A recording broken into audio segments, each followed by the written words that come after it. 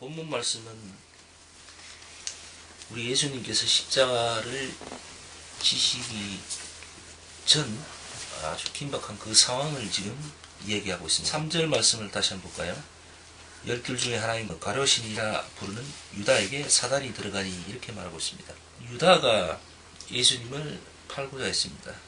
그랬더니 그에게 사단이 들어가니 라고 말씀을 이야기했습니다. 우리의 어떤 평소의 어떤 심정과 달리 갑자기 어디 주체할 수 없는 어떤 분노라든가 이런 것들이 생각지도 않았던 그런 분노들이 확 일어날 때가 있어요. 가끔은 내가 조절할 수 없는 내 의지와 상관없이 확 분노가 확 일어나고 끔찍한 장면들이 막 나도 모르게 생각이 난다든가 또 내가 거기에 반응을 하는 그럴 때는 어떤 역사라고 봐야 되겠죠. 하나님 말씀에 보면은 너희가 하나님의 성질인 것을 너희가 알지 못하느냐 이렇게 예수님이 말씀하신 것처럼 이 사단의 흑암 세력들의 어떤 주 공격 대상도 바로 우리가 된다는 거죠. 사단도 우리를 통하여서 자신들의 어떤 계획과 어떤 목표를 이루고자 합니다. 그래서 어쩌면은 우리는 참 아무것도 아닌 거죠. 성령께서 우리를 통하여서 하나님 나라를 이루고자 하신 것과 같이 사단도 마찬가지입니다. 사단도 우리를 통하여서 또 세상의 어떤 자신들의 어떤 꿈, 자신들의 계획, 어떤 그런 것을 펼치려고 애를 쓰고 있습니다. 근자의 일본 대지진이 일어나고 나서 여러 가지 반응들이 보이고 있잖아요. 드러나고 있잖아요. 뉴스 같은 데 보면은 나오는데, 가령 예를 들자면은 기독교 교단에서 가장 원로로 추앙받고 지금도 신학생들에게 롤모델로 아주 선망의 대상인 여의도 조 목사 같은 경우는 일본인 그 대지진 참사를 보면서 어떤 하나님의 계획이고 섭리가 아닌가. 일본인들이 본래 불신앙인 사람들이 많고 우상을 많이 숭배하여서 하나님께서 주신 어떤 경고의 메시지가 아닌가, 하나님이 역사하신 것이 아닌가 해서 일본인들이 크게 각성하고 돌아오기를 바란다 이렇게 얘기하는가 하면은, 또 한편에서는 보면은 과거에 일제강점기 때에 그 당시에는 처녀였죠. 지금 서울 일본 대사관 앞에서 수요일마다 시위를 하고 계신 우리 할머니들이 있죠. 그 할머니들은 이번 참사로 인해서 지난 그 수요 집회가 일본인들을 위한 집회로 바꿨습니다. 잠시. 과거의 어떤 그런 반성을 요구한 것이 아니라 지금 이 상황에서만큼은 일본인들을 위하여 기도하겠다. 그렇게 입장을 바꿨습니다. 그러니까 그들에게 계속해서 반성과 사과를 계속해서 요구하는 것이 아니라 때에 따라서는, 그러니까 아무리 내가 참으로 용납하기 어려운 사람이라 할지라도 그 사람이 정말 어려운 일을 당하고 있을 때에는 그에게 대접하라는 우리 예수님 하나님 말씀을 따르는 거지요.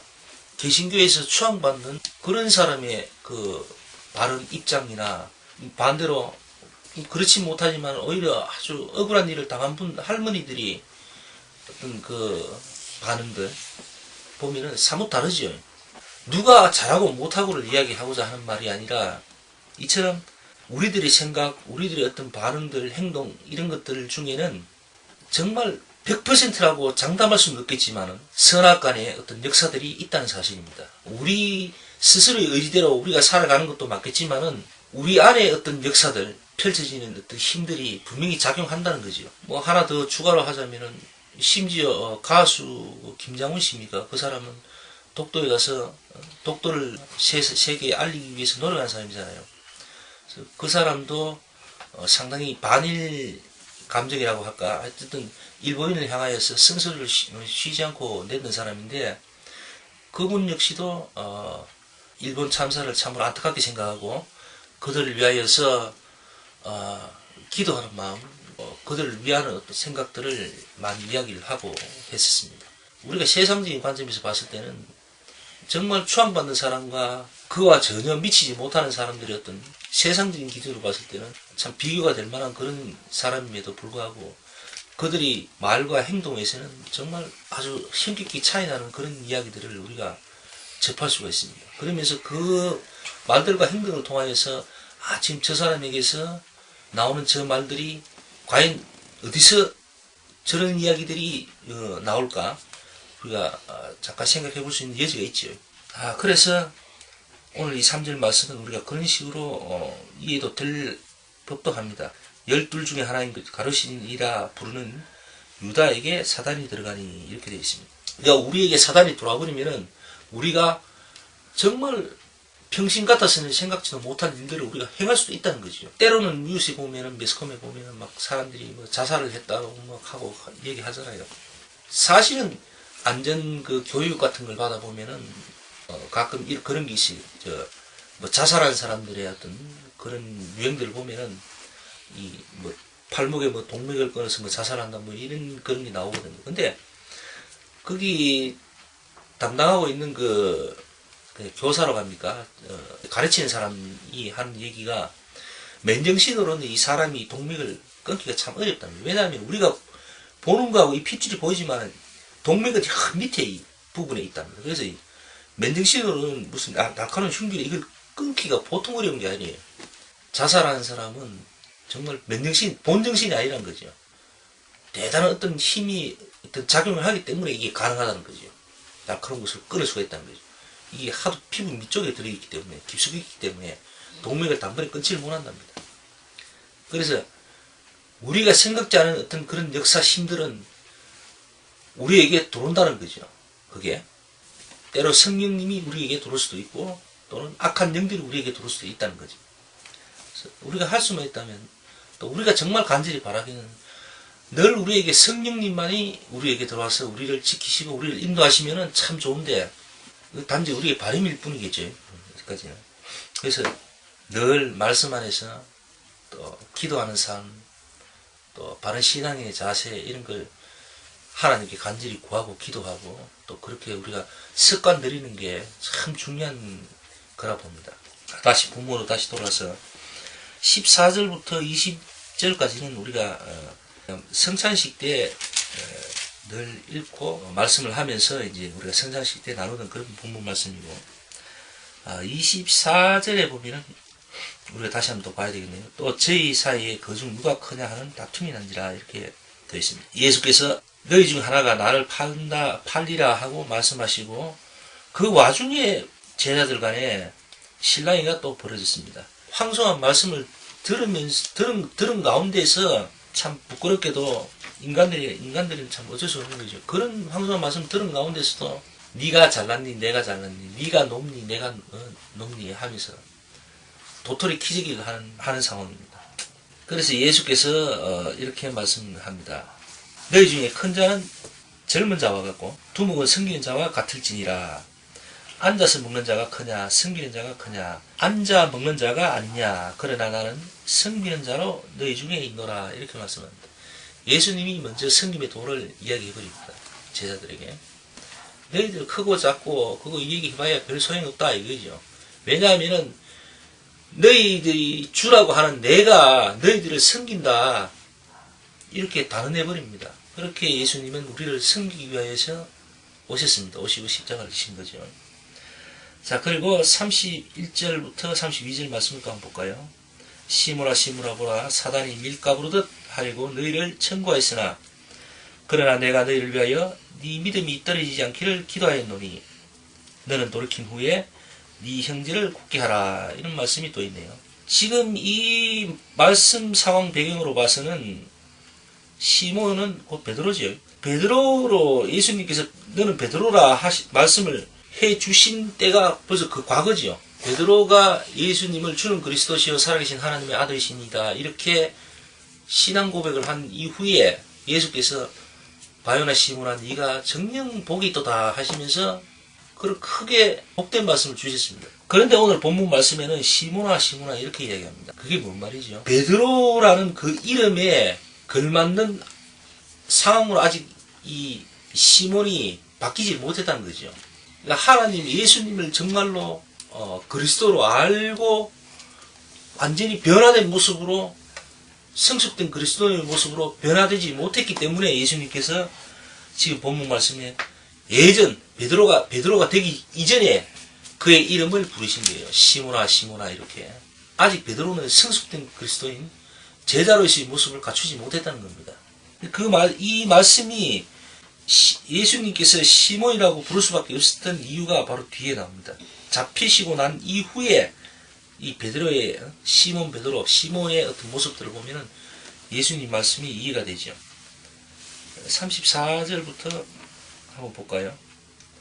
예수님 말씀 가라사대 베드로야 내가 네게 말하니 오늘 닭 울기 전에 네가 3번 나를 모른다고 부인하리라 이렇게 말씀하십니다. 실제로 베드로가 사람들 앞에서 예수님을 3번 부인하잖아요. 그리고 베드로가 너무 참담하고 안타까워서 눈물을 흘리잖아요.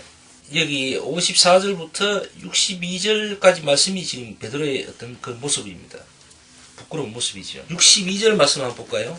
베드로가 나중에 결국은 어떻게 되는가 보면 나옵니다. 62절 밖에 나가서 심히 통곡하니라. 베드로가 정말 예수님 말씀하신 것처럼 자기 입으로 예수님을 나는 저 사람 모른다 이렇게 부인하는 겁니다. 사람들이. 왜? 거기서 그래 맞다 이렇게 나오면은 붙잡혀 가잖아요. 그러니까 겁이 난 거예요. 베드로는 두려운 거예요. 그래서 나는 저 사람 모른다 이렇게 되고 그러고 나서 생각난 거죠. 예수님께서 다 알고 계셨다는 거. 네가 나를 3번 부인하리라 이렇게 말씀하시다. 그것도 다 울기 전에. 그러니까 그대로 말씀대로 다 돼버리니까 주여 하면서 통곡을 하는 거예요. 이 말씀이 또 이 말씀과 함께 연결되는 말씀이 또 뭔가 하면은 베드로가 이런 상황을 겪고 나서 다시 업으로 돌아가잖아요. 본업으로 돌아가잖아. 돌아가서 고기 잡이를 하는데 베드로는 원래 이 어부라서 어부 출신이라서 이 갈릴리 바닷가 상황을 뻔히 아는 사람이에요. 고기가 어느 쯤에 가면 고기가 많다 하는 그런 포인트까지 다 알고 있는 사람입니다. 근데 고기를 잡이를 하는데 도대체 고기가 안 잡히는 거야. 안 잡히는데 예수님께서 오셨어요. 베드로야 저쪽으로 그물을 던지라 그랬더니 거기에 그물을 던지니까 정말로 하나도 잡히지 않던 그 황당한 상황에서 예수님이 가리킨 곳으로 그물을 던졌더니만 거기서 수도 없는 고기가 걸려오잖아. 그러고 나서 예수님께 감사합니다 하고 그렇게 예수님을 맞았는 게 아니죠. 베드로는 뭐라 그랬습니까? 주여 나는 죄인이로소이다. 나를 떠나소서 그렇게 말씀을 합니다.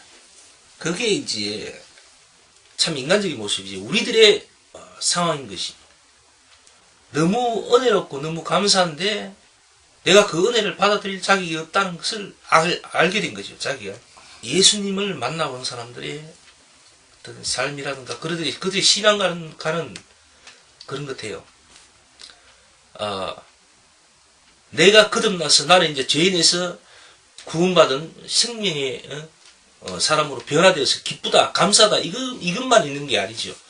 새롭게 거듭난 사람들에게 항상 다른 것은 뭔가 하면은 그런 구원의 기쁨과 동시에 자신이 정말 죄인이었다 하는 그 사실을 인정하는 거예요.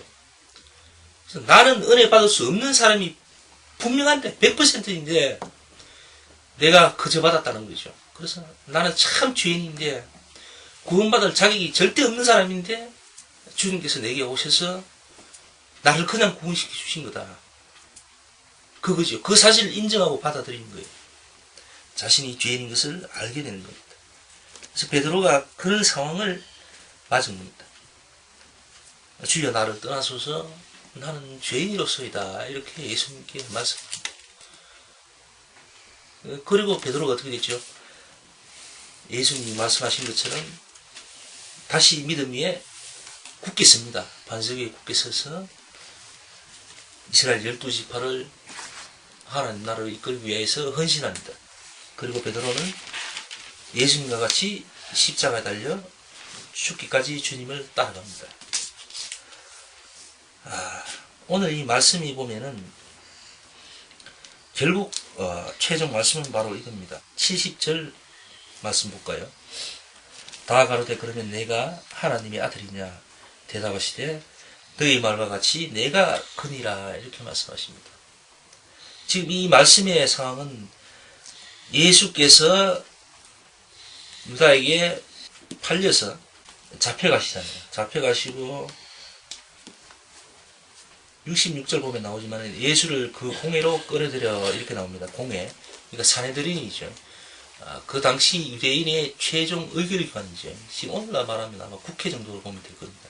때로는 거기에서 법을 만들고 집행하는 그런 상황까지도 뭐 갔다고들 하는데, 어쨌든 사내들인 앞에 예수님이 재판을 받게 됐습니다. 그래서 그들이 예수님을 신문한 거죠. 네가 하나님의 아들이냐 이렇게. 그래서 예수님께서는 말씀하십니다. 너의 말과 같이 내가 그니라 이렇게 말씀하십니다. 스스로 내가 그리스도요 하나님의 아들이라는 것을 말씀하신 겁니다. 사람들에게.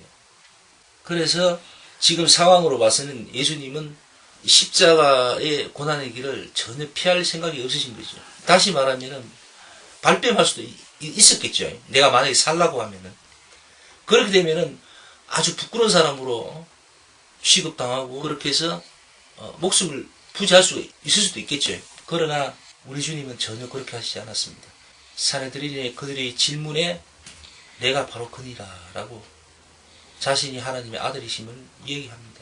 그래서 십자가의 길을 그대로 가신 거죠. 하나님 말씀과 계획에 그냥 순종하신 거예요. 71절 봅시다. 저희가 가로되 어찌 더 증거를 요구하리요 우리가 친히 그의 입에서 들었노라 하더라. 그러니까 예수님의 죄목이 뭔가 하면은 아무것도 아닌 것이 메시아라고 자신이 메시아라고 한다. 저건 죽어서 마땅하다. 이렇게 제목을 걸은 거죠. 그런데 예수께서 그걸 부정하지 않으시고 사실을 사실 그대로 얘기하신 거예요. 그러니까 그들의 제목에 딱 걸려든 거죠. 오늘 말씀이 바로 얘기하는 건 바로 그겁니다. 예수가 그리스도신 것. 베드로의 고백처럼 주는 그리스도시요 살아계신 하나님의 아들이시면 바로 이렇게 직접 말씀하시고 나타내신 겁니다. 오늘 이 말씀을 보면서 참 우리가 평소에 어떻게 우리가 신앙생활을 하면서 살아야 될까를 다시 한번 생각을 하게 됩니다. 하나님의 말씀을 보고 시간을 정해서 기도를 하고 하는 이런 믿음의 행위들 참 이건 중요한 거예요. 우리가 그런 영적인 생활들을 하지 않으면 우리 안에 어떤 것이 들어와서 우리를 자기들 마음대로 가지고 놀지 모른다는, 정말 성령께서만 이 땅에 있어서 우리에게 오셔서 우리를 주장하시고 우리를 사용하시면 얼마나 좋겠습니까? 그렇지만 그렇지 않다는 거예요. 우리에게도 얼마든지 마귀들이 들어올 수가 있고 사단이 역사할 수 있다는 겁니다. 오늘 예수님께서도 그러시잖아요. 베드로에게 이렇게 말씀하십니다. 31절 시몬아 시몬아 보라 사단이 밀가부르듯 하려고 너희를 청구하였으나 이렇게 얘기합니다. 그리고 3절 말씀 12 중에 하나인 가르신이라 부르는 유다에게 사단이 들어가니 이렇게 말씀하고 있습니다. 이 말씀을 잘 새기고 주의해서 우리가 살면서 생각하고 있어야 될 말씀으로 생각합니다. 항상 십자가의 삶, 그리스도인의 삶은 참으로 섬김의 삶이며 희생하는 삶이라는 사실을 알고 우리의 구원도 우리가 어떤 노력이나 희생으로 받은 것이 아니라 거저 받는 것, 예수님 우리에게 오셔서 거저 주는 것, 그래서 우리는 아무 대가 없이 거저 받은 그런 사람이라는 사실을 알고 참으로 겸손하게 살아야 될 줄로 믿습니다. 오늘 말씀 여기까지 합시다.